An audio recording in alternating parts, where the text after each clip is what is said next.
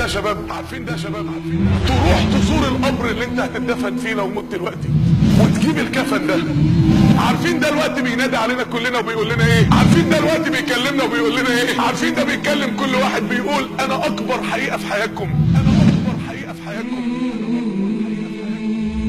عارفين ده بيكلم كل واحد مننا بيقول ايه؟ انا من غير قيود مش هينفع يتحط فيها علبة سجاير، مش هينفع تحط فيها موبايل تكلم حد، ساعة ما هتلمسني خلاص ما عادش في جيب تحط فيه ازازة برفان عشان لو ريحة الانسان جوه القبر طلعت يهديها بريحة برفان. عارفين ده بيقول لكل واحدة مش لابسة حجاب شرعي ايه؟ هتتحجبي. لا مش هتتحجبي، ده انت هتتنقبي، ده انت هتتنقبي، ده انت مش هتتحجبي بس هتتحجبي.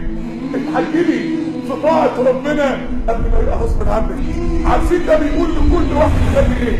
لكل واحد الفلوس شغلته ايه؟ لكل واحد انا مفيش مني انواع، انا مفيش مني حرير وام، انا مفيش مني دبلان وكتان، انا موديل واحد. الوزير والغفير هيلبس موديل واحد، الملك والعبد هيلبس موديل واحد. لو الجنان انك انت تجيب كفن وتحطه وسط هدومك وكل ما تفتح الدولاب بتاعك تكلمه ويكلمك اتكلم. عارفين البرطمان ده يا شباب؟ ده تراب من المقابر. وعارفين البرطمان ده يا شباب؟ ده تراب من المقابر، ده اللي انت اتخلقت منه وده اللي انت هتبقى بعد ما تموت فيه. ده بدايتك وده نهايتك، ده البدايه بتاعتك ودي النهايه بتاعتك. عارفين يا جماعه لما نبدا نفكر في اول ليله في الامر حاجه صعبه قوي، اصعب امتحان في حياتنا لما يدخل عليك ملكين ويقولوا لك من ربك ما دينك ما نبيك. اوعى تفتكر ان الاسئله دي سهله رغم انك واخد 50-60 سنه في الدنيا عشان تجاوب على الثلاث اسئله دول. من ربك؟ علاقتك بيه كانت ايه؟ كان اغلى حاجه في حياتك؟ من ربك ده سؤال حصيله حياتك كلها. ده دينك الاسلام، دفعت عنه لما اتشتم، دفعت عنه لما اتهدم، كنت بتغير عليه، كنت بتحب الاسلام. الحسن البصري بيقول كلمه صعبه قوي قطعت قلبي اول مره سمعتها. بيقول يؤتى بالاسلام يوم القيامه فيقول يا رب هذا نصرني ويا رب هذا خذلني، حتى اذا جيء بعمر بن الخطاب قال الاسلام يا رب كنت غريبا حتى اسلم عمر. لما الاسلام هيجي يوم القيامه يشهد عليك هيقول يا رب عملت فيا ايه؟ لما الاسلام هيجي يوم القيامه يشهد عليك هيقول يا رب عمل فيا ايه؟ لما عبد الله بن حذافه السهمي دخل على ملك الروم قال لهم جوعوه وعطشوه ودخلوا عليه خمر ولحم خنزير. طب هو عايز ايه؟ هو عايز يعصي ربنا. هو عايز ايه؟ هو عايز يكسرك. هم عايزين مننا ايه؟ هم عاملين لكم نص مليون موقع اباحي ليه؟ هم عايزينكم تعصوا ربنا ليه؟ هم عايزينكم تشربوا الخمر ولحم الخنزير ليه؟ ما انا في النهايه في البطاقه مسلم. هو عايز يكسرك، هو عايز يكسرك، هو عايز يكسر عزه المسلمه منها. هو عايز البدايه بس ان حبايه من السبحه تتفرض. احنا نقف قدام القبر ونفكر في اول ليله في القبر لما يدخل ملكين ويقولوا من ربك ما دينك من نبيك. النبي عليه الصلاه والسلام بيقول فيقول المؤمن ربي الله وديني الاسلام ونبي محمد فينتهروا. انا جاوبت خلاص، انا دخلت لجنه الشفا وجاوبت خلاص، عايزين مني ايه؟ فينتهره الملك ويقول من ربك ما دينك من نبيك. انت عايز مني ايه؟